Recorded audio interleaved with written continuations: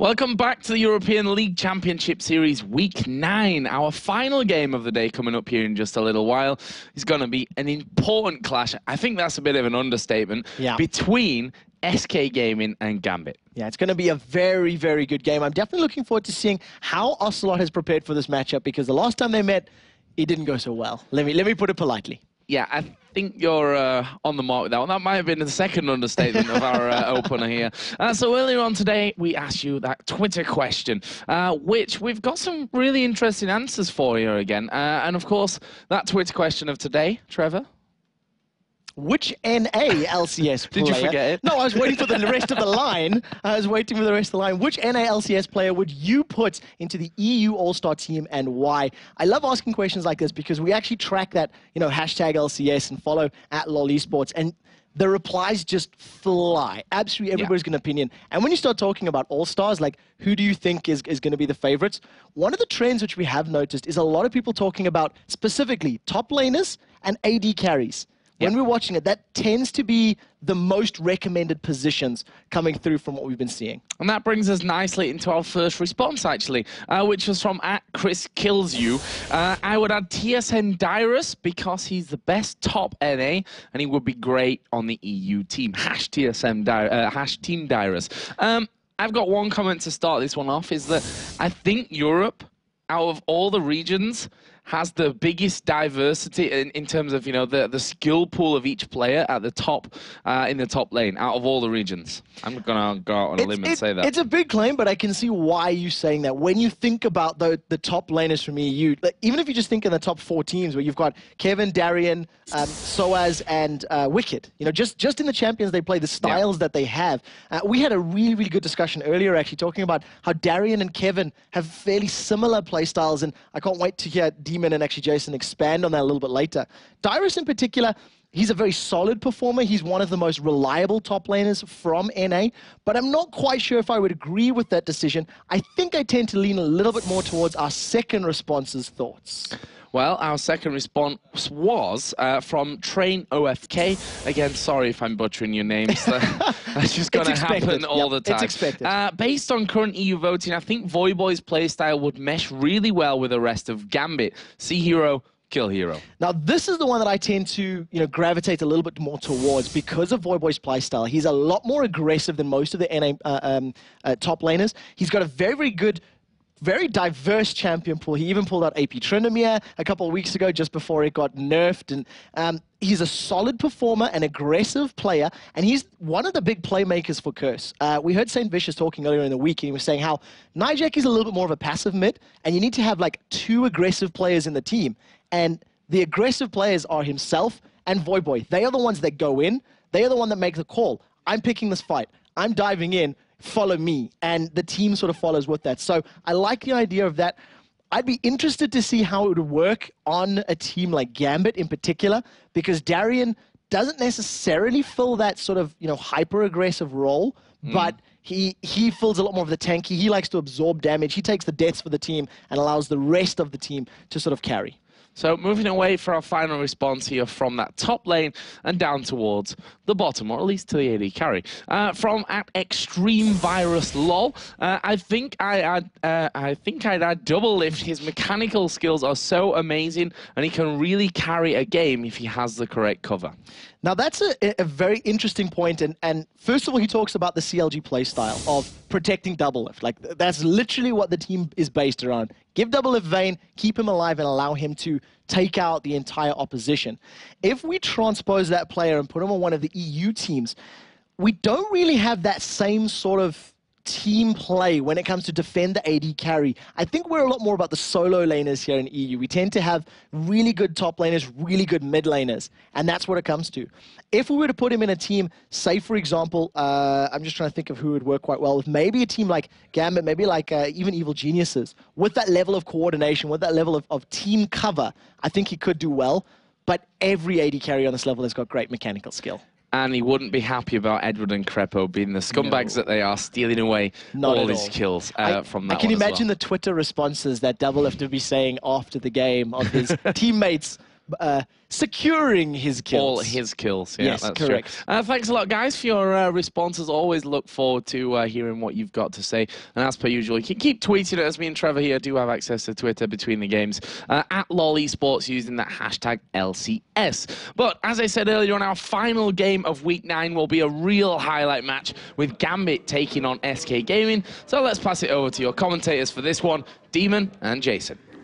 Thank you very much, Joe and Quickshot. So we are going to get underway. Of course, it is going to be Gambit. You can see them on your screen, and you've just caught a glimpse of SK Gaming. So it is time for our final game of the week. It is going to be getting into this one. Week 9, all the action's been building up, and there have been some pretty damn impressive game. Of course, this will be the final time that these teams meet, and so far it stands at resounding 3-0 for Gambit Gaming. But that's not all, because in all competitions, according to Ocelot himself, the captain of SK Gaming, they currently stand at 10 wins without reply to the mighty Russians. That's kind of interesting to see, because we saw back at Gamescom last year, there was a complete stomp in the finals of that. But still, we'll see how they do this time. And it's also going to be a comforting factor to Gambit, who, have fought with Fnatic to really maintain their first place as the season draws to a close.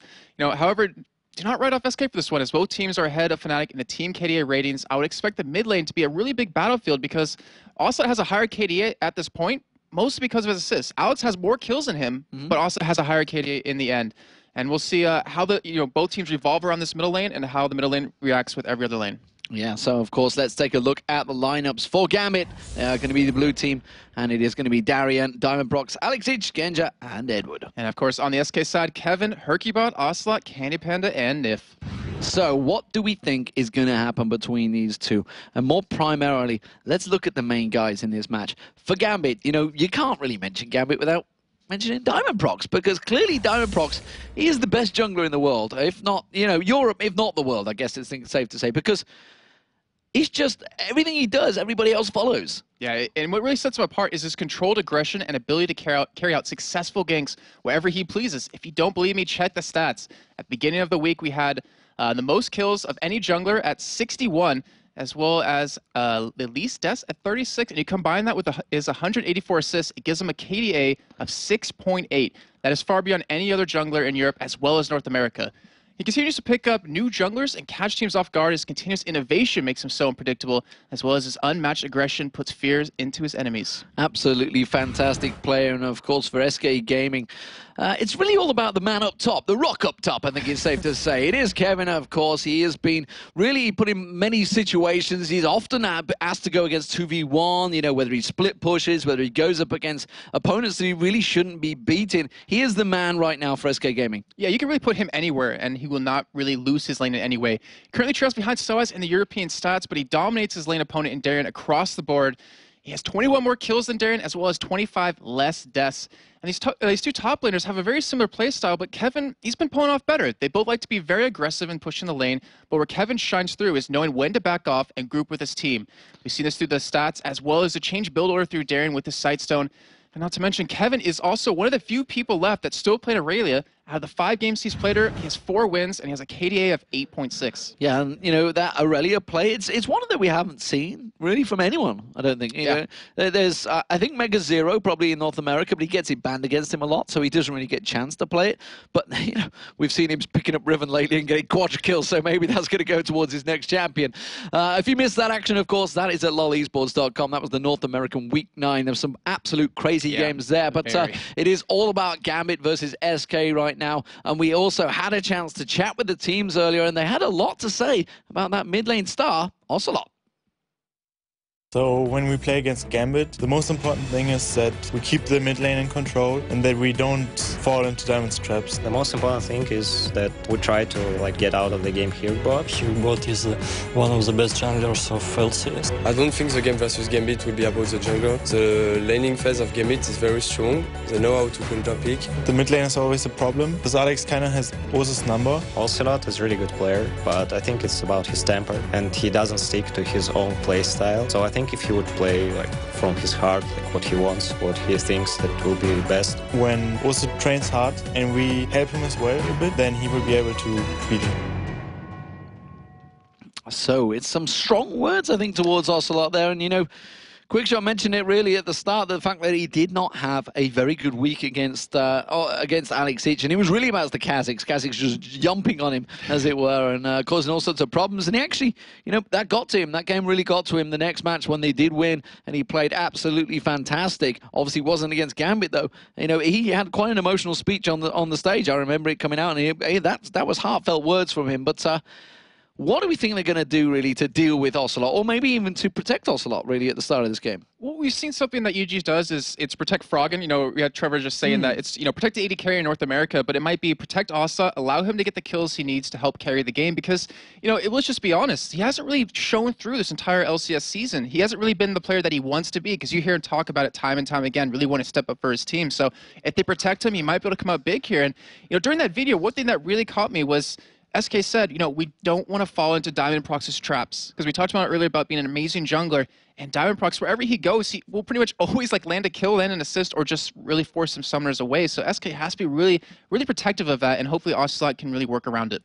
So let's see what SK have got in their playbook to deal with Gambit Gaming. They are being monsters so far, and they are back in, some would say, rightful spot at the top of the LCS. They certainly were one of the strongest teams during Season 2, and Season 3 seems to be no different for them. Fizz being banned out away from Ocelot because he did use it last week, as well as Alex Ich used it, but they've taken it away. Seems to be one of the strong champions that they've both mid laners favour right now. And of course from Renekton, that's been taken away from Darian.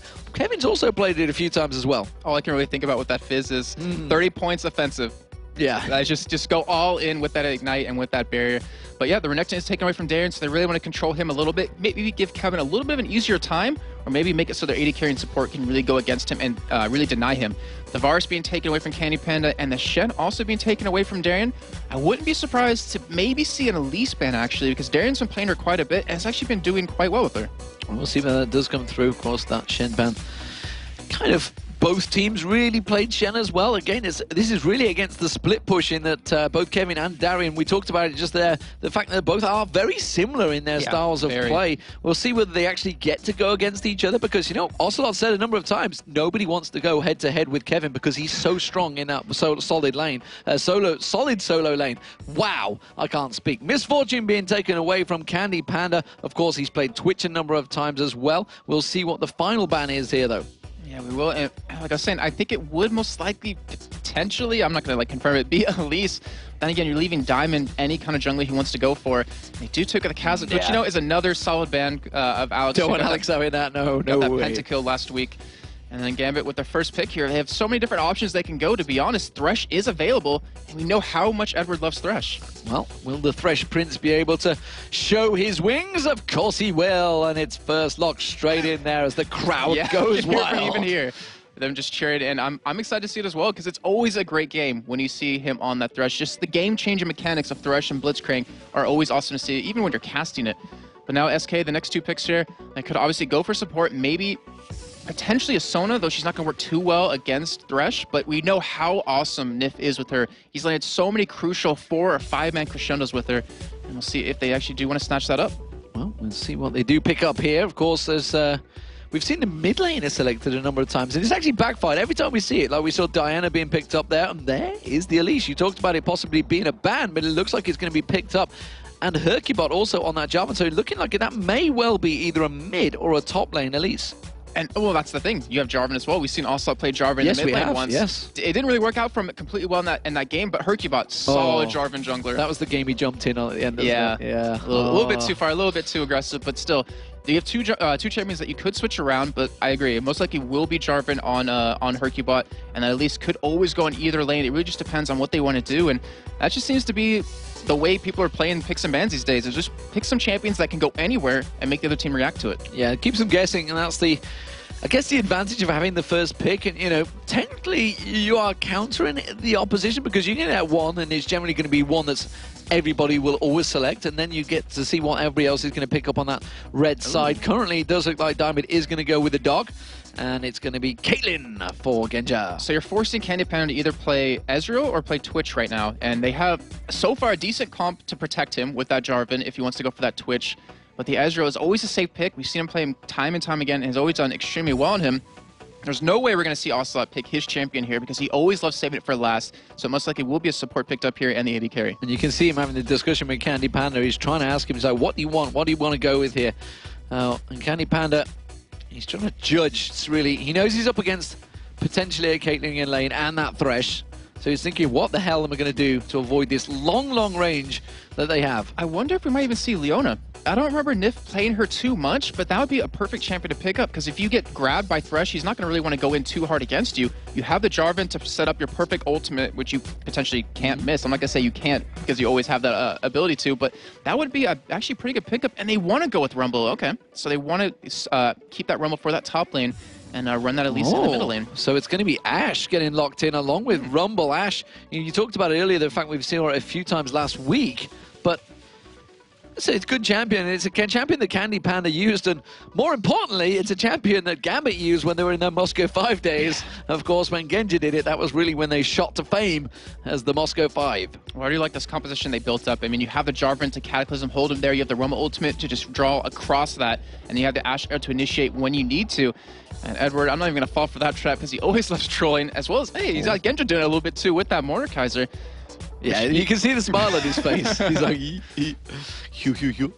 no, I don't think he's going to go for that one. That, actually, I wonder if he could go mid lane there. He's going to be against Elise, isn't he? What would you go against Elise? Someone kind of range, but that doesn't really fit Darian's playstyle. Someone range. He wants to be in your face, but he has so many champions taken away from him. You think Ocelot's going to be mid? I think Ocelot will be mid on Elise. Obviously, he's going to be mid, but I mean, he's going to be mid on Rumble, yeah. Sorry, yes. I confused myself there. But against Rumble, the top lane's going to have... Whoa! We have not seen Rengar in a long time. It is going to be Alex Each on Zed. So, Darian on Rengar. It is a champion he used to play in Season 2.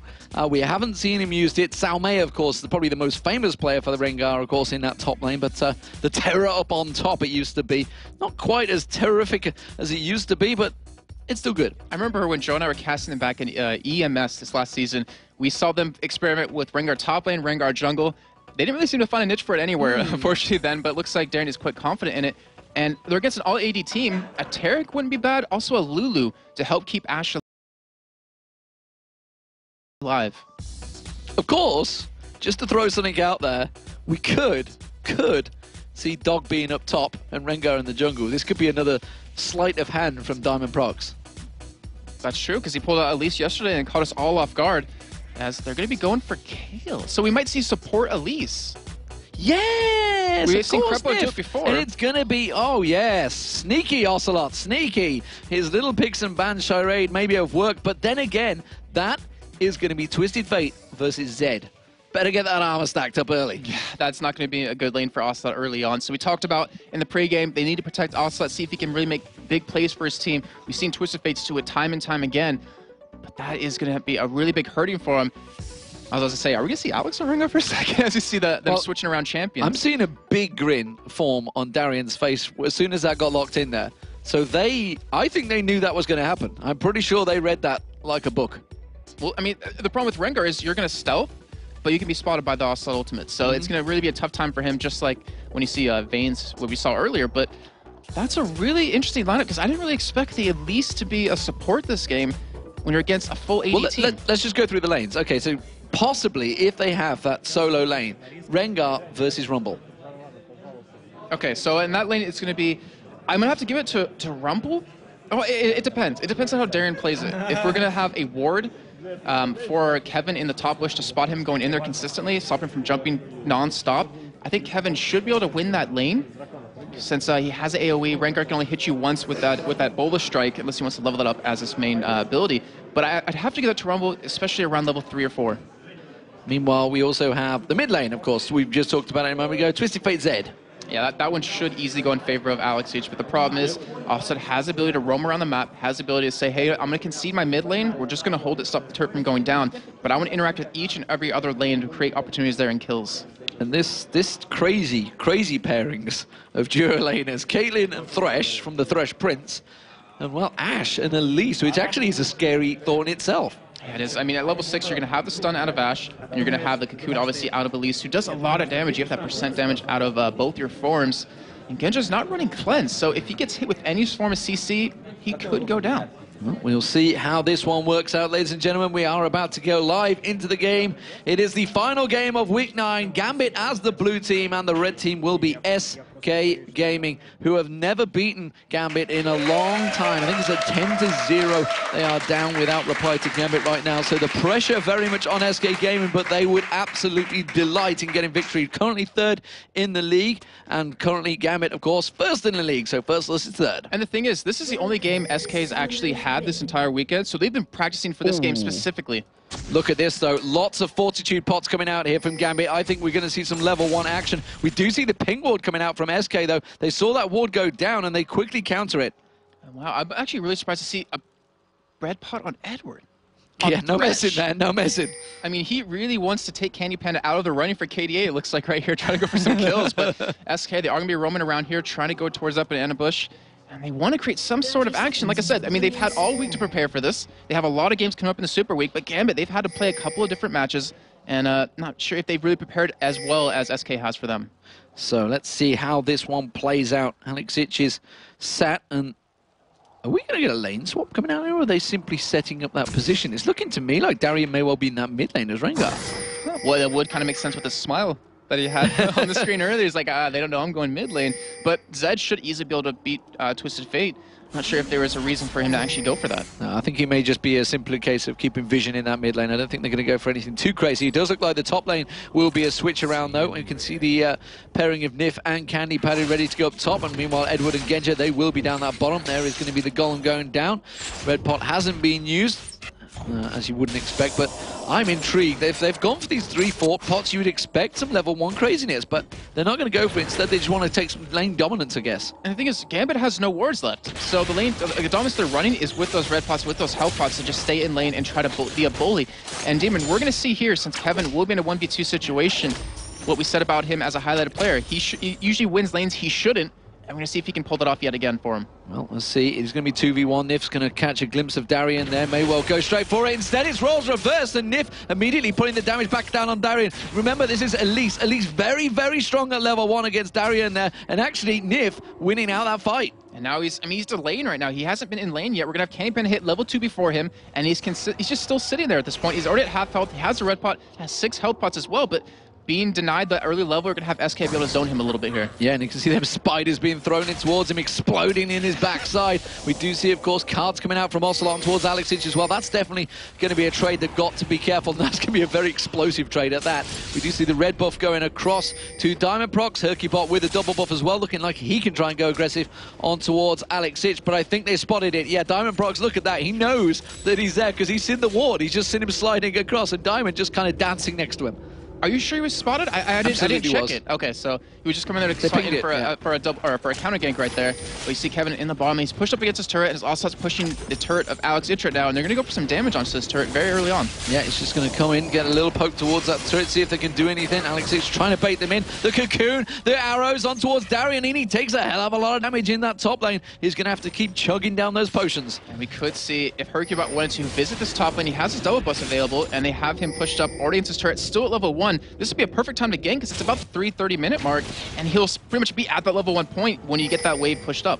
Not too sure where that volley was going. It looked like it missed me, but maybe I didn't quite catch a glimpse of it on the right screen. Kevin, meanwhile, down this bottom lane, he's also being pressured, but he has managed to pick up at least a couple CS. You can see Darian, he's only got 1 CS so far. Finally gets second wild card and stun cards on towards Alexic in that mid lane, and all of the lanes full on aggression coming out, and again another burst on towards Darian there. He's really struggling in this top lane. Yeah, he is, but at least he does have that sustain from that W, which is 1 point in currently. We'll keep him healed up nicely. And even with those health pots and the 4-2 pop, they're seeing the bot lane. They're being really aggressive on Kevin, getting very low. They're going to go in, the lash comes in, and it's Edward the Great picking up a kill, and it's first blood. And just as we talked about Kevin being able to win lanes he shouldn't, fortunately did get killed right there as the first blood, and that is going to hurt him quite a bit. He's been missing out a lot of CS, and Gambit just made their stamp on this bottom lane. Absolutely, the Czars, I think they're going to become rather than the Overlords right now. Gambit picking up that first blood. It tends to always come. Still, the red pot's available. Alexic has used his own red pot, though, in that mid lane, but still, and this top lane, get Darian and Edward down the bottom lane. Neither of them used that so far, so Alexic using that red pot to keep himself on top of the game against Ocelot, who has just been back and bought. He had that Doran's ring as well as boots now, and you can see there's obviously no items for Alex because that red pot has been used. And if Alex wants to stick around in lane, he will be 6 before Ocelot, but I'm imagining that he would want to go back and buy really quickly. He's sitting on about 900 gold. It looks like he will commit to this lane. We see Darren in the top, just kind of roaming around, just trying to find some sort of step or foot in the game, because he's just been denied so well already. He's down to 6 CS compared to the 14 of Kevin, and Kevin was already killed. So Darian back towards top, and he's farming himself up, make sure he gets that siege minion for that extra gold, but he has only got 8 CS right now. Meanwhile, down that bottom lane, Kevin, he's picking up a bunch of CS for free as well, because he went back and bought, got himself those pots early on, and now got that ruby crystal in there for that extra health. Genja, though, he's been back and bought, and look at that, he's gone straight for a pickaxe, so he wants to get a lot of damage down in there. Edward now coming in towards the middle, making sure he picks up all of those souls, make sure they are not lost, and all the gingers of the world will be safe. And we see in the bottom lane, Caitlyn, he does have 24 armor pen, flat armor pen, so that pickaxe is going to give him so much more damage than you'd really expect, and maybe that caught Kevin off guard earlier on.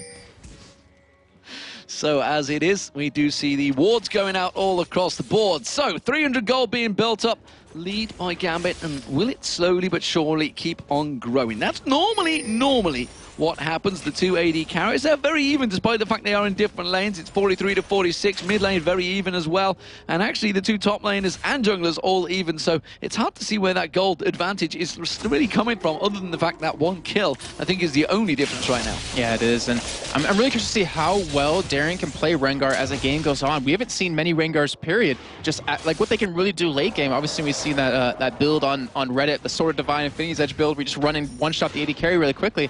I'm not sure if he will be going for that. We have also come into the top lane, it looks like.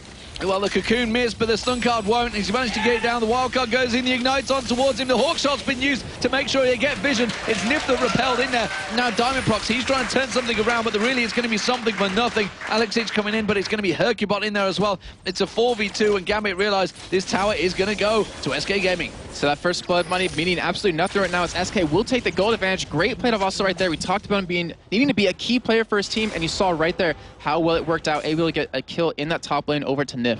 Well, Gambit trying to keep the pressure on towards this bottom turret to try and return something, but Kevin not falling for it here. He's managing to stay well away. He's missing CS for nothing, but he doesn't know. He's got no vision of that tri-bush, and rightly so. We can see Gambit returning back in that. The moment he comes back in that tower, already low, he's going to try and wipe out that creep wave. The tower's going to turn on towards him. There's only one more, and the tower hit will be avoided. Yeah, no way they can dive him at this point. He is level 6, which he ran back in there quickly to get, and that's what the key thing was, to keep him alive right there. If they ever go for him, that's going to come down. It's going to save him quite easily, as I see Alex to pick up that blue buff. So with that, obviously it's not amazing on an energy champion, but it leads me to believe that he's going to be very aggressive on Asa right now. He wants that really quick cooldown on that ultimate and really wants to harass him as much as possible. Yeah, we saw SK stick around a little bit while for that blue buff to see if they could maybe steal it away, but they realized the situation in that bottom lane, the AD carry and support had to react to that, and they have to get down the bottom. Of course, Genja, he's hanging around there. We see Edward lingering. Remember, that arrow is now available from Candy Panda, but trying to get the steal there, not going to work out. But Hercubot took it on accident from those defensive masteries. That 6 damage of him being hit was enough to keep it on him, and that's going to hurt Ocelot quite a bit, who's going to need that cooldown reduction and the mana, as you currently see right now. The Dragon being started, you have Darren in the top lane, you have Alex who's just conceding it away in the middle lane, and that will be a free Dragon for SK, linking their gold lead even further. Well, there it is. There's the Dragon going down. Can they turn anything from this? You see the duo lane going back, and that tower is safe now down that bottom. Meanwhile, the top lane, we do see Kevin going back. He's got himself that Haunting Guides. That is going to help him out greatly against Darian in the top lane. And Darren actually went for cloth armor, I guess expecting to go against the AD carry support of SK a little bit longer. So that's why we're talking about. See, also like an engaged upon the mid lane. The death mark comes in, but it's not to be, and he avoided the damage very quickly there. Ocelot managed to get out of it with that flash, but flash burnt, and may well see a visit from Darian or Diamond Prox very soon. He has his ultimate available. He's just backing right now, I guess trying to look confused. Not sure if he is spotted by a ward or anything.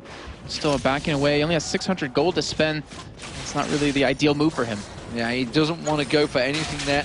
So, we have the duo lanes. They are now up against each other. Has that pickaxe worked out? Has that fortitude pot worked out early on for Diamond? Edward, sorry, he's still got it in his bag. They didn't have a lot of vision, but I think they maybe weren't expecting too many ganks coming out from SK, but of course that top lane gank did work out. But we see a BF sword now from Candy Panda. He's had that advantage. He's had the dragon, he's had the tower up the top, and it's definitely given that gold swing. but in terms of head-to-head damage, Caitlyn should still win this matchup just because Gendra's running that 24 armor pen, and he also has another ability to use for damage, has a trap if he needs to, and then he has Thresh to lock him down. We do see Diamond coming around into that bottom lane yet again on your mini-map, trying to make something work there, but it does get spotted by the Ashe's Hawkeye, or Hawkshot, and that's the benefit of Ashe. You don't need a ward to really see around the corner. Yeah, Hawkshot did spot him out there. Kevin continues to clear them waves in the top, so he's gained and back on towards the same CS as Darien. Darien will get a quick advantage here, but Kevin will be passing by, and the ward's giving his position away. Thought about maybe going towards that mid lane. Hercubot is going to come in by the looks of it to try and help out, and they may well try and focus on Darien here. Darien is very low at this point. We could see also that ult just to give vision on to Kevin. He could pop the ultimate down. He does have Ignite. That actually could have been a kill if he wanted to commit to it. Yeah, if he wanted to commit to it. Meanwhile, it's going to be the mid lane. Stun card down on towards Diamond Prox. Hercubot comes in, he gets the slide. The Cataclysm works out, and that is where Diamond Flash, he had Ghost, but he couldn't get away. And that's the downside of always taking that. It's kind of predictable for the other team, and that Jarvan just countering that perfectly. Genja, he ran into that problem a long time ago, taking Ghosts and Cleanse consistently, but now you see him running that Flash, obviously, just to get away from that. So very nicely started out here from SK Gaming. They built themselves up a 2,000 gold lead, and they're keeping the pressure on. And look at this, there's going to be the execution. Can he get down? Kevin will finish him off, and that is wham bam. Thank you, ma'am. Darien going down. And SK's looking like to break their loss streak right now against Gambit. Overall, they're playing perfectly at this point. Yet Kevin down in CS, but able to pick up that kill with that Haunting, guys. Everywhere. They're just playing phenomenal. Ocelot's been making a giant impact on this game, helping pick up that kill onto Diamond. He already has his Secret Arm Guards and his Ninja Tabby, so he's tanking up at this point to go head-to-head against Zed. Oh, he made a mistake. He turned around, though. He may be able to take Diamond down. Has he got enough? The Wither's going to run out. He's going to keep the Flame Splitter going, but now it's going to be Alex Hitch coming around, and the execution of Kevin will be short-lived. The death mark goes down, and he's going to drop. He tried to take down Diamond Prox, but it wasn't enough. Greed's a killer. But still, in the meantime, he delayed him long enough for SK to push this middle turret. It's already very low. They should be able to get this and get a lot of extra gold in their pocket. But the bot lane turret of SK is already very low on top of that. But Dragon should be up in about 2 minutes, and that's going to be the next big battle happening. Well, 2-0 turrets now, gold advantage, continuing to build a little bit more here for SK Gaming. They will be ready and waiting to go for that. You can see Hercubot just off the side here, seeing if he can have a look towards Alex Hitch, puts the ward down on him, but there is a pink ward ready and waiting, and he'll clear that out, no problem. Tribush gets warded up in the bottom, and the pings are on towards Genja. He has to be so wary of Candy Panda with that arrow. And not to mention Ocelot coming from the side. His ultimate is almost up in about 25 seconds. He didn't get his blue, unfortunately, last time, and it's been hurting him quite a bit as you see him backing over and over. But this is a very real gank that could happen very shortly. They already got the top turret, they got the middle turret, and they all might start, really going towards this bottom lane. So we see Kevin returning. He's got himself a Dawn Shield now, actually in there, to give him a little bit more tankiness. And, well, we've already seen him just taking Darien down in 2 clean sweeps, so no problems for him to worry about that one. We do see, oh, he's tried to flash in. Edward flashed in. He tried to pull Diamond in, but they read it like a book. And unfortunately for the Gambit, the communication was a little bit off because you can flash while they grab the Lantern into the enemy team and get them even further into Wither range. But unfortunately not working out for them. Great job by SK to disengage, and SK can take advantage in every situation and taking that blue away. And there is the blue for Ocelot this time. Hercubot not going to get it with that last tick like he did on his own one. And now they're going to go straight across to their own blue. They see Alex Hitch making a move in towards that mid lane, and immediately the bottom lane backs away, not giving anything here. Kevin, meanwhile, he's keeping pressure on the top lane. SK Gaming have had a fantastic start here. Can they keep the pressure on? They're diving on towards Alex Hitch in mid. He has his ultimate available. We see Twisted Fate going in with the ulti. Destiny goes down. He does manage to get the death mark down on towards him. Flashes away. Alex Hitch flashes through, but you can see the shield, the cataclysm, the arrow lands from downtown, and Ocelot picks up the kill.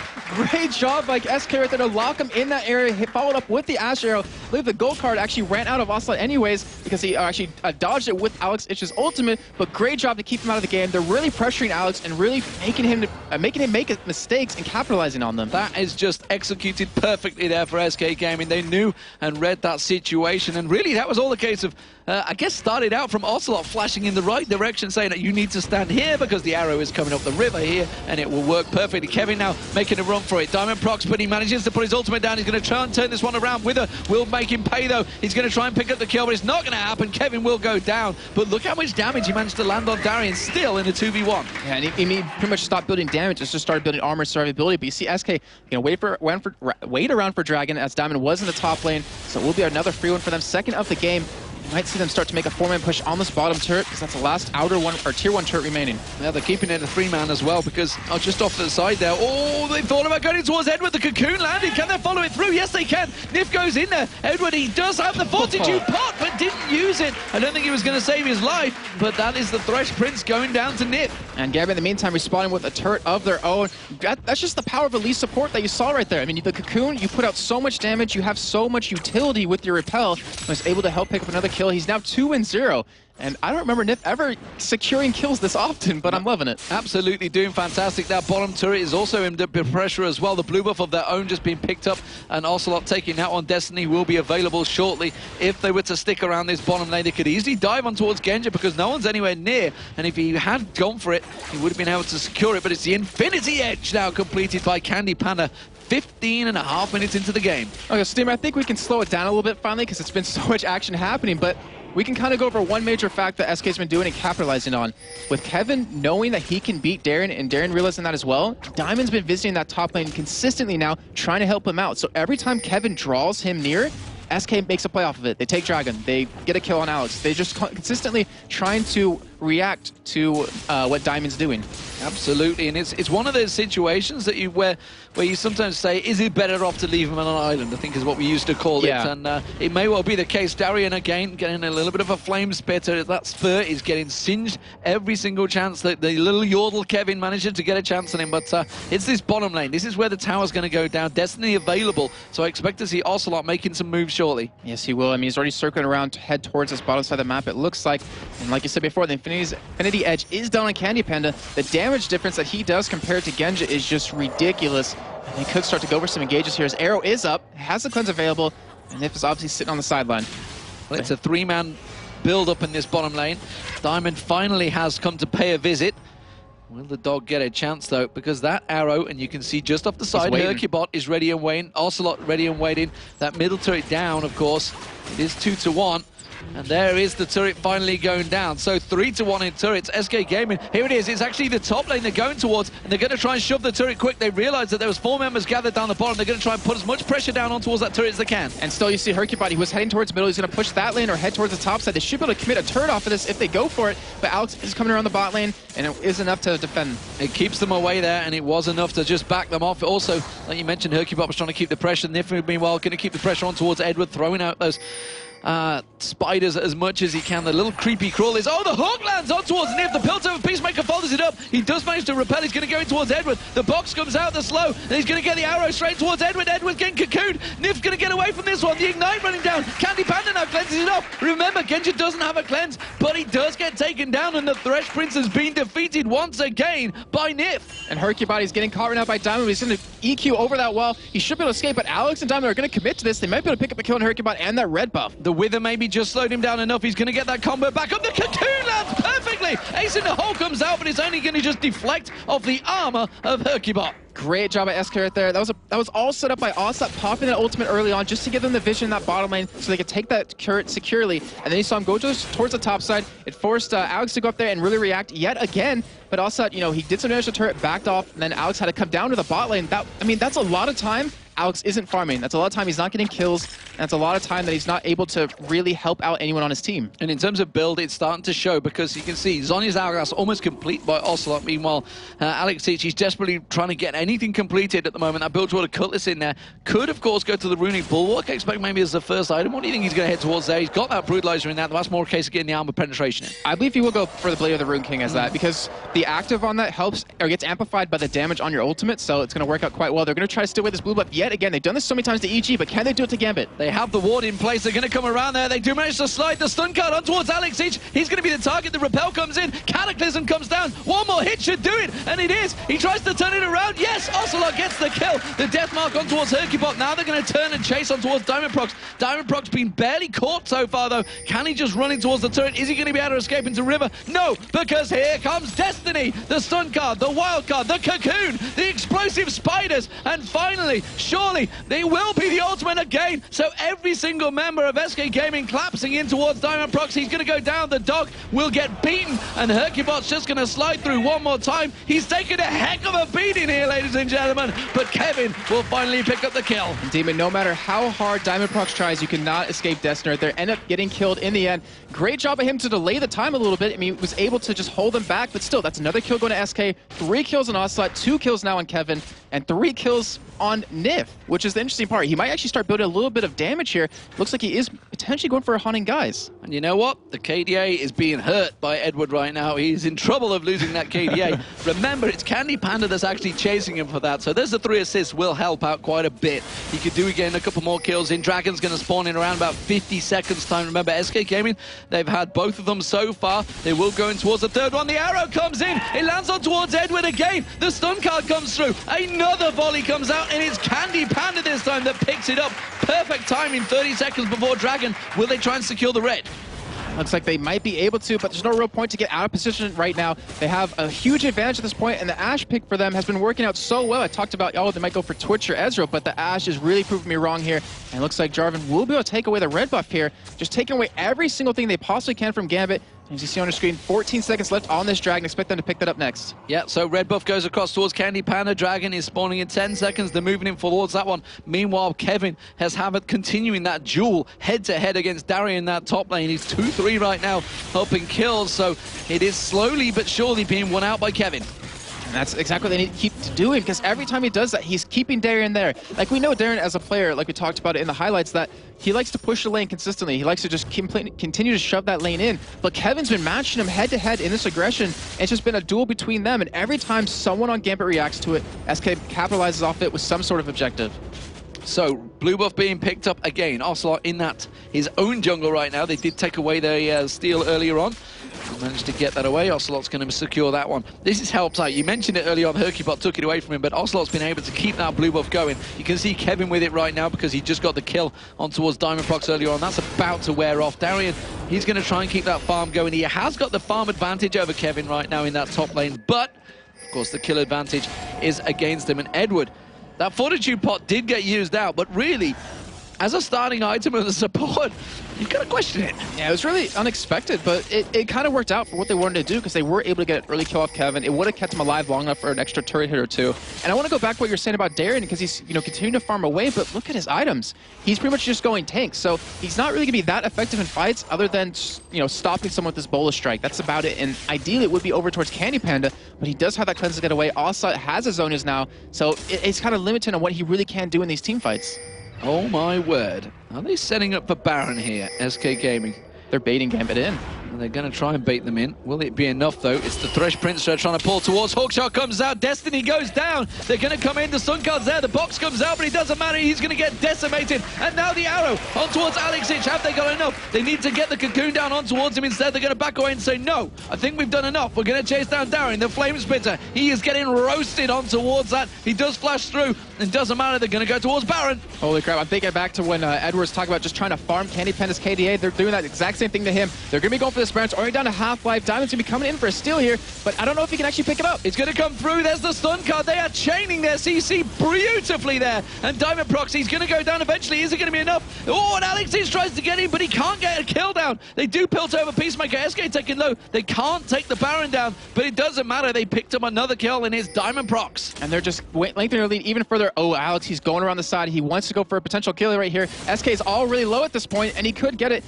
Genja could have potentially got a kill with his ultimate, but ran back down to that bottom lane, and he wants to farm again. He wants to try and keep it going there. Meanwhile, the mid lane tower is being pushed. You can see Darian, he's trying to get that one down, and that will still pull them back to 3-2 in turrets. So Gambit trying to take something from nothing right now, and it's seemingly working, but 11-3 is the kill score, and that's where SK Gaming really are making map dominance count. 11-3 working in their favor. Huge, huge advantage, of course, 6,000 gold. And Damon, I'm looking at this game right now where you said we're 24 minutes in, and we're almost about to run into the problem that SK has been very vocal about. Yes. We seem to just throw games around the 30-40 minute mark, and we're gonna get there. Like, it's gonna happen. We're gonna get that far in the game. And I'm curious to see if they worked on enough this past week to really stop that from happening, or able to close out this game versus Gambit. Well, you got to remember that SK Gaming, they've had an entire sort of weekend preparation just for this game. This is the only match they've played this week. Of course, Super Week coming up next, but They are all about securing that third spot right now. I don't think they're really going to chase down that second or first spot. I don't think that's quite possible unless something absolutely mental happens in Super Week. But with Evil Geniuses losing after beating Fnatic, they're going to be happy. They're going to think this spot, it may be secured. And then you have to look at the relegation matches where they'll play against either. So if they, can't keep winning, they'll play against potentially Copenhagen Wolves. But if they continue to hold that third spot, it'll be against the Giants or against Authority. So you can say it's a much easier matchup to stay in that third place and go against the 16th than to fall to 4th and go against the 5th. Yeah, I mean, it's a fact that nobody wants Copenhagen Wolves right now. Nobody wants to face them. They've had so many absolutely amazing games that nobody wants to get near that setup. And we do see the wards coming out from Gambit. They're trying to keep and get vision of that Baron so they don't get caught short. But it does seem that SK Gaming, they have the advantage right now, and they are starting to group up mid. Let's see what they can do. I mean, they have... Okay, so they have the ability to get or to siege these turrets, I have to say, because if anyone on Gambit dives into the back line with Candy Panda, he has Flash, he has Cleanse, he has Rumble and Jarvan to protect him, they're going to get blown up. So they have potential to siege, but they don't seem confident just yet.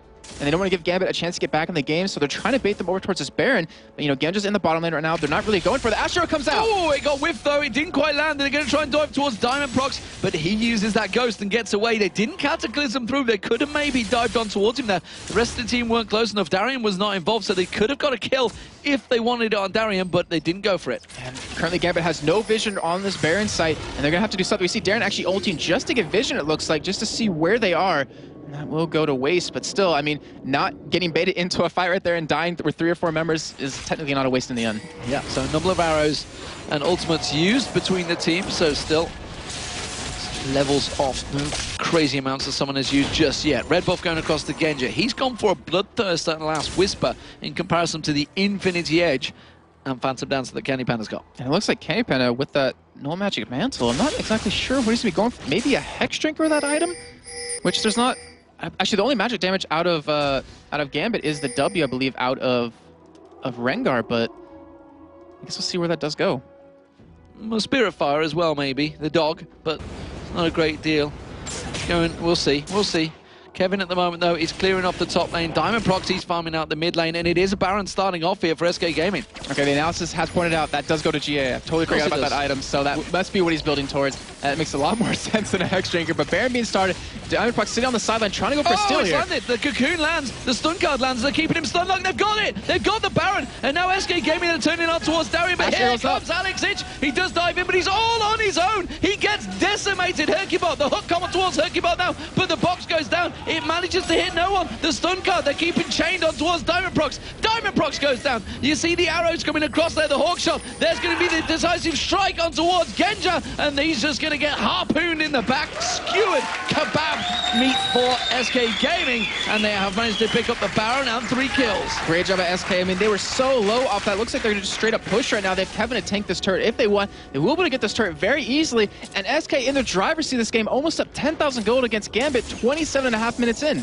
Well, they're going to kite it round, but it's going to be the inner turret going down. Darien trying to just prevent something from happening, but they have got a giant creep wave down the bottom. They're going to rotate towards it maybe and pick it up. Will they just go straight towards Dragon? They will. It'll be Dragon for SK Gaming, and they're going to go back and spend some of that gold. And look at the flawless play of SK right now. Look at their deaths. They're all on Kevin, and that's for a reason. He died on purpose just to, kind of control, like we were saying before, where Gambit is, and SK has just been doing phenomenal here with that opportunity that was given to them. They're going to get that Dragon, they're going to get the blue buff on top of that, and they're going to go back and spend a lot of gold.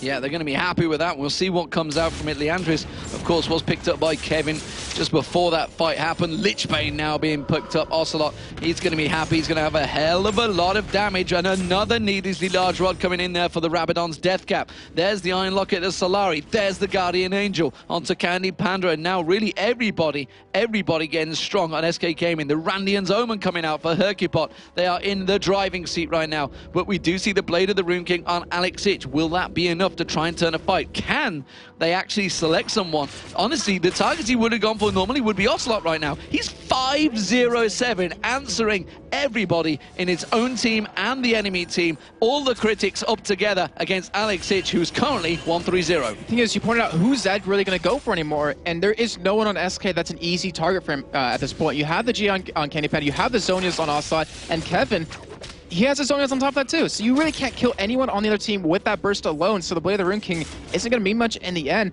they've been having a tough time beating SK at this point when it's 5-on-5, but now it's 5-on-6 technically with that Guardian Angel. As we see gank in the top lane. Destiny out there. There's the stun card. You cannot go invisible and escape. He's going to try and turn around. You can see he's just going to flame spit towards him, but he goes straight in towards Candy Panda. He's jumping left. He's jumping right, but you cannot out-jump Ocelot, and he will manage to finish him off with the Lich Bane, and it is 6-0-7 now for Ocelot. And a great response by SK with Hercubot in the bottom lane. They saw Alex pushing. They sent him back. He was able to defend against it, and that's what Gambit wanted to do. They wanted to draw the attention towards the top side, be able to pick up a turret on the bottom, and maybe get some extra gold income for him, but now they're down over 10,000 gold. SK's closing on this top lane, and it's not looking good for Gambit. They're piling straight in. Top lane will be the target. Hercubot is a long way off, though, so it's going to be a 4-man push right now, but Nif just around the side there. He's going to see if he can land a cocoon, see if he can get it towards anyone. Instead, they take the turret already. They back off and just take the advantages. Can they catch anyone out? You can see Candy Panda. He's already got that arrow ready and waiting. They're thinking of launching it in there. They do put the ward down, but it's not going to be able to clear out the one that Gambit put. Yeah, no Oracle Curl on SK. That would have given them so much more control in this jungle. They've already baited them into a death once. Weren't able to do it yet again, but still 5 turrets to 3 at this point.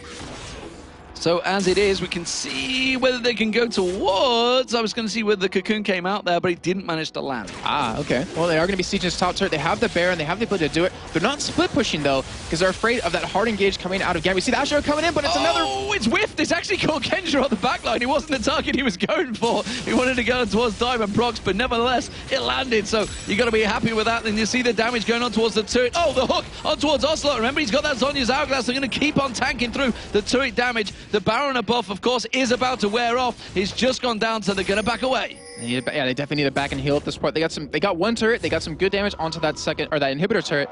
But still, no point in giving away kills right now, because look how many killing spree bonuses they have. They have one on Ocelot, they have one on Nif, and you cannot afford to give those away, and you cannot afford to let Candy Panda's GA go down, because if that happens, that's a clear target for Alex to say, hey, I'm going to one-shot your AD carry now. Yeah, Candy Panda rightfully does back away, keeps the Hawkshot out as well, just to secure himself just a little bit more. So, what are we seeing? What can Gambit, who have come back from situations, currently 11,000 gold down to SK Gaming. Remember, this is Gambit, top of the league right now. They managed to take that position away from Fnatic. Fnatic did pick up a win earlier in the day. They are hot on their heels, and I believe this would take both teams to 18-5 if memory serves correct. But I haven't looked at the standings today, so we'll see whether that is exactly how it works out. As it stands, SK Gaming in the driving seat for the first time in a very long time against Gambit. But like we mentioned before, they've always had problems closing out games. They've said it themselves, and they've done a good job of controlling the game so far, but they're seeming to have a little bit of a tough time getting into the actual base of Gambit here. And we'll see in the next couple of minutes if they have the ability to. They have Baron come up in about 1 minute and 30 seconds, so I would assume they're going to wait for that point to actually make a major play. Yeah, and you can see it's going to be the bottom lane. Candy Panda's going to clear that one out. He's keeping it shoved. There is wards in the jungle area. He's keeping that hawk shut out just to double check. So he has full vision, so he knows that nobody's going to come across towards him. Alexic is definitely a potential if he can get in towards that bush. If Candy Panda goes a little bit too far, he would be in danger of being taken down, but he shows himself. They may go for this one, you know. Nif was there. The rest of... here comes Darian. But the rest of SK are nearby as well. Here comes Ocelot. He's going to get towards Darian, going aggressive. Can he get towards him? He's got an Oracle. He can see you, dude. He can see you coming. You're not going to be so sneaky. And they're trying to make a play right there. I mean, you were saying, what can Gambit do to really kind of get back in this? And that was kind of what they needed to do, is potentially get a kill here.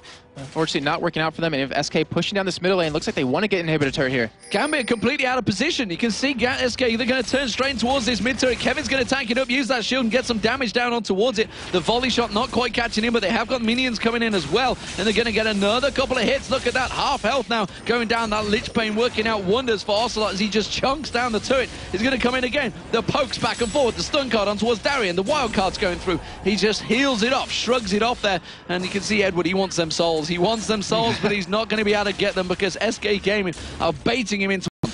And Baron is up in 20 seconds. SK is just trying to be really aggressive. If they can get one kill here, they could just back away, take the Baron, or even just take the turret and the inhibitor and then do the Baron right after. But that would definitely be the next major fight breaking out. As you see Ocelot going in just to hit the turret yet again. He gets caught. The hook on towards Ocelot. He has got the Zhonya's Hourglass and he does it. He does a staying alive stance. But you can see SK Gaming diving in towards it. Edward taken down. And now Diamond low. There's going to be another kill. Darian dropped down there. Diamond goes down. They're changing it towards Destiny comes out. Ocelot's going very deep. Blocked off by Kevin just in time using that that shield to block him across, and that is an inhibitor going down for SK Gaming. They're going to turn and burn on towards the top inhibitor. They're going to take this one down. Alex Ich and Genja, they're the two men standing currently for Gambit, but I don't think there's a great deal they can do. Kevin's going to keep them at bay. You can see the boots coming out, but they're going to get poked back, and there it is. It's a second inhibitor down. SK Gaming with a huge advantage building up against Gambit. Great job right there. Also, it was like an intentional bait, getting caught by that threshold, getting pulled in, popping that Zonus while the rest of his team just piled in with that Cataclysm, with that Rumba ultimate to lock them down, and Candy Panda was untouched for the most of that fight, just sitting in the back, attacking as much as possible. They're going to go and heal right now. They have an Oracle still. They have actually quite a few home guard boots as well, and they're going to head towards this Baron because with that top lane pushing, with that middle lane pushing, they're going to have basically a free Baron, or they're going to force Gambit into a fight that they don't want to have. Well, if SK Gaming do pick this one up, it's going to set up Super Week beautifully. Honestly, Gambit will not be happy with losing this game and losing their huge streak that they've built up against SK Gaming. SK Gaming, though, they were going into the Super Week with so much confidence. Of course, it would open up the first and second place fight between Fnatic and Gambit. Looking like SK may even be able to secure that position, but it's not safe yet because Super Week, they play 5 matches apiece, EG and SK. So anything can change in that lineup, and of course it does mean it's almost like the battle to dodge the Wolves. Nobody wants to play Copenhagen Wolves right now. They are, of course, securing that position in the top of the table, so they're not going to be fighting for a relegation, or they could Ash if Arrow they were to catches lose Darien. it. Ash Arrow does catch it. You can see Ocelot comes in, gets it straight in there. He's not needed. Candy Panda picks up the kill already. And that is a straight sign for SK to say, hey, let's get this Baron. There's no way they can fight against us. I mean, the problem is Darien wasn't that impactful in these fights anyway, so it really doesn't matter in the end. We might see a nice steal out of Diamond, but the problem is he doesn't have flash, doesn't have a clear way of getting in there, and that should be a free Baron for SK.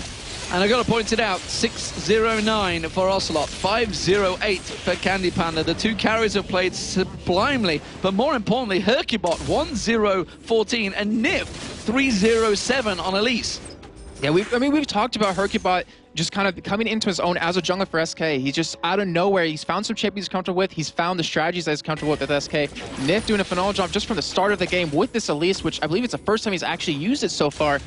And Ocelot, I mean, 609, what is there else to say about that? Well, just I mean, perfect job. SK Gaming, they've all gone, you know, just straight up decimation, apart from Hercubot who's gone tanky, but it's actually Kevin that's kind of the man that always is in the front, tanking it. Yeah, he's not really built any tank at all. He's now got that Zhonya's Hourglass in there, along with that, he had that Doran's Shield very early on, but honestly, it's all damage for SK Gaming right now. And the thing is, Gambit can't really defend against. I mean, we do have a GA finally done on Genja, but he still only has 2 damage items, doesn't have any Infinity's Edge yet, doesn't have any attack speed, and there's a Randuin's over in Hercubot, so no attack speed, you're going to have even less now when that gets popped.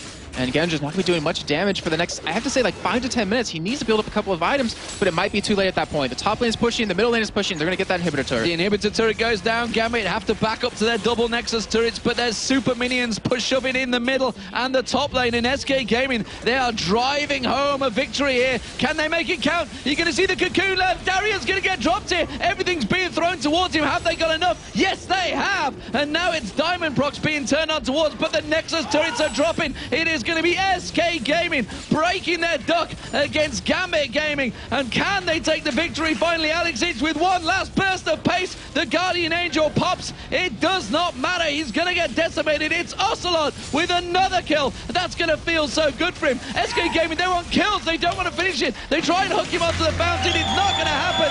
SK Gaming beat Gambit Gaming in the last game of Week 9 and finally break with tradition. What a fantastic victory from start to finish. And not even beat them, they just demolished them 22-3 in the end of that 38-minute game. That was just a systematic play-by-play strategy, perfectly executed out of SK, and Ocelot finishing 8-0-10 in the end of that. Candy Panda 5-0-10.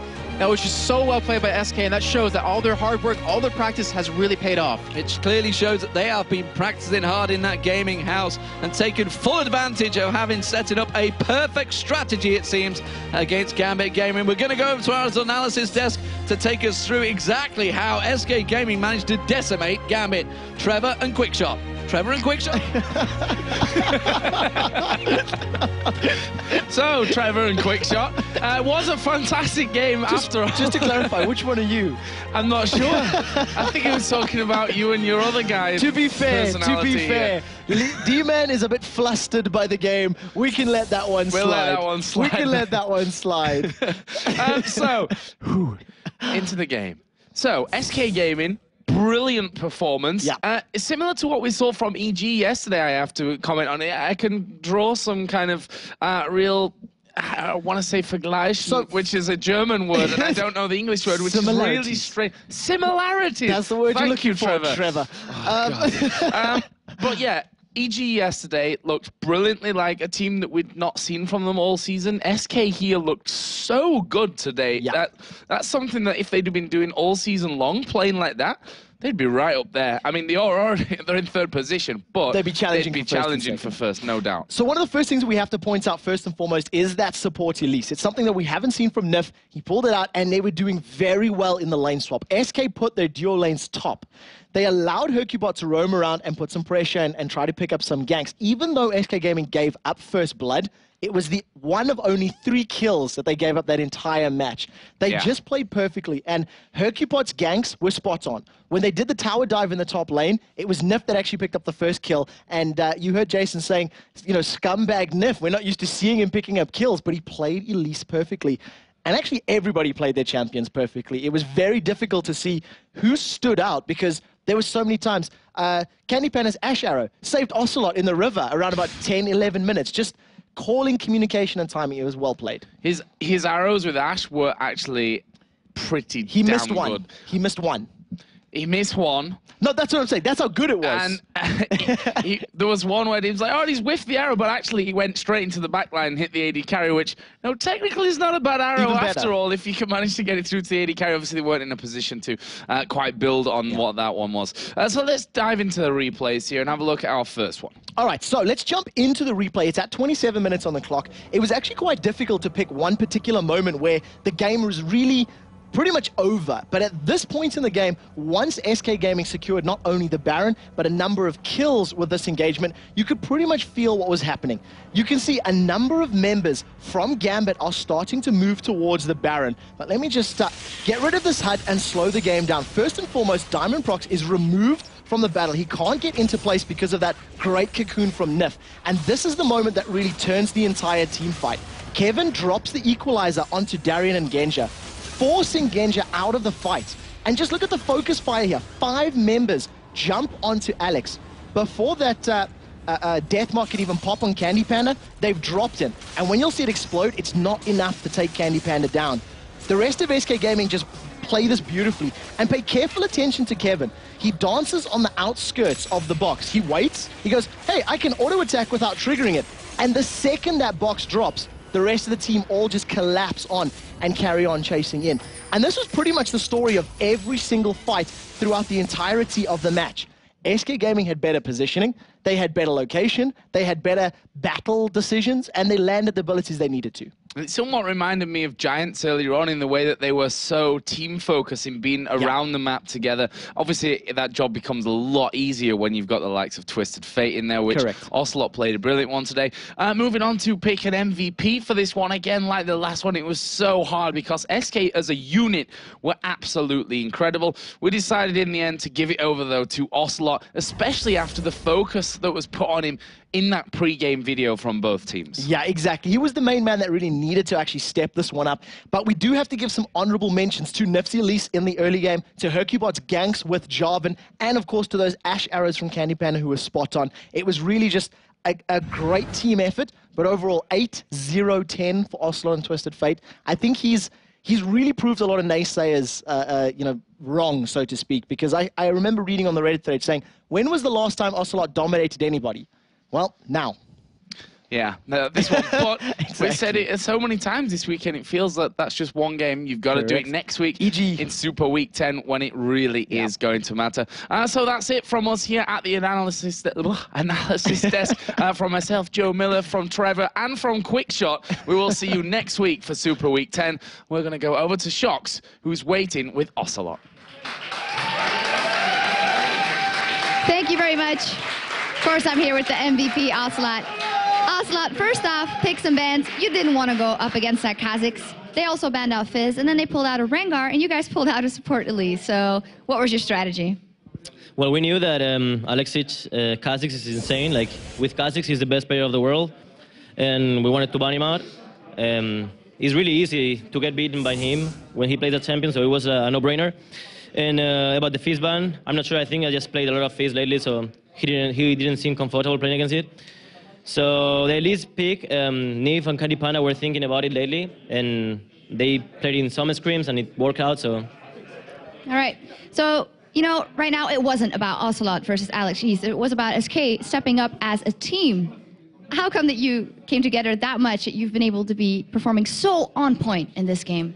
Well, I think in the last weeks, well, no, I mean, until now, since 1 year ago, we focused in stuff that wasn't the main point of the in-game. Now we know what were our weak points. We are capitalizing on improving our weak points, and basically we know now what is the form to win. You know, like I think our problem before was that individual skill-wise we weren't as good, and we take that in consideration and focus every day on improving individual skill-wise. We are getting better, all of us, so I think it shows.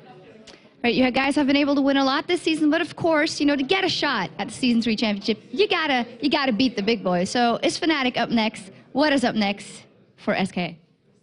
Up next is, I'm not sure what is the next game, but up next is the Super Week. We have to do good to get third. It is possible to get second, but let's be realistic, it's really hard. Our main goal is getting third, go to playoffs, win the playoffs, go to the next season, and do way better than this one, hopefully first. Okay. Thank you very much, Carlos. Little love for the crowd there. All right. Let's go over to D-Man and Jason one last time to take us through today's matches. Thank you very much, Shocks, and what a great weekend it's had here in Cologne. I know we say that a lot, but really it has been a fantastic weekend here. So let's check out the results, of course, for the week. And wow, what an amazing day it's been here. Ozone Giants, they started off the day, they took down EG. After EG had such an amazing game yesterday, it's back down to reality. Fnatic, of course, they did manage to take down the Dragonborns in their victory after also being shocked yesterday by Evil Geniuses taking them down. And of course, the Giants, after that first victory of the day, pull out another one, first against All Authority. And of course, Gambit with that last game versus SK. SK coming out the victor right there in a very one-sided, very dominating match. And of course, let's check out how the standings are right now, because that has affected things quite drastically, it's safe to say. So Gambit, you can see they're 18-5 now. They went 2-1 this week. Weren't expecting that defeat, that's for sure. And that puts Fnatic right back in it at 18-5 after their 1-1 this weekend. SK Gaming, they stretched their legs. They're now 14-9 and really pulling away from Evil Geniuses, currently residing in 4th place and looking like they're destined to play against the Copenhagen Wolves in that playoff situation. They are 12-11 right now. And of course, on the bottom side, Against Authority and Ozone Giants are tied up right there. I believe the Giants should be ahead of Against Authority, if I'm not mistaken, but that still shows how close the 6th and 7th place are and how those two, well, even 3 teams, the Dragonborns, are fighting for that one spot. Yeah, of course, it all goes down to the matches between each other, I think, now, and I think Against All Authorities maybe I think they have slightly up 2-1 still. I think. Slightly up? Okay. Okay, I don't know. We'd have to check it. We'd have to check it. But still, they meet one more time next week. Well, more importantly, if you do want to find out exactly the standings and the info and stats, of course, go over to eSports.com, which is not so easy for me to say these days. There's also the recaps and all the videos of North America and the European scene. And don't forget, today is the last chance to vote for your favorite player for the All-Star team. So remember to cast your vote. Vote for your favorite top player, mid player, jungler, AD carry, and support. The polls close tomorrow, April 15th. You got to get your votes in there because you got to support your players. Well, that is it from me and Jason, and of course, Tro and Quickshot, also known as Trevor. Let's hear a final note from Shocks. Thank you very much, guys. Yeah, amazing stuff here. Once again, there's never a dull moment here in the LCS, but the Giants stepping up to the plate. EG, a little hit and miss, and a very strong performance from SK to close out the day. Now the playoffs are dangerously close by, and we have another super weekend lined up, packed with action. You can tune into the North American LCS on Wednesday, the 17th of April at 1 p.m. Pacific. That's 10 a.m. Central European Summertime for great matches like CLG versus Team Solo Mid, Curse taking on GGU, and CLG versus Dignitas. And for us, the European action will continue next Friday instead of Saturday at 2 p.m. Central European Summertime. That is 5 a.m. Pacific for our very own Super Weekend with Against All Authority versus Evil Geniuses, Dragonborns taking on SK, Against All Authority taking on Giants, Fnatic versus SK, Gambit versus Giants, and Fnatic versus Evil Geniuses. That's it from us here at the Week 9 in the European LCS. Thank you very much, and we'll see you in Super Weekend.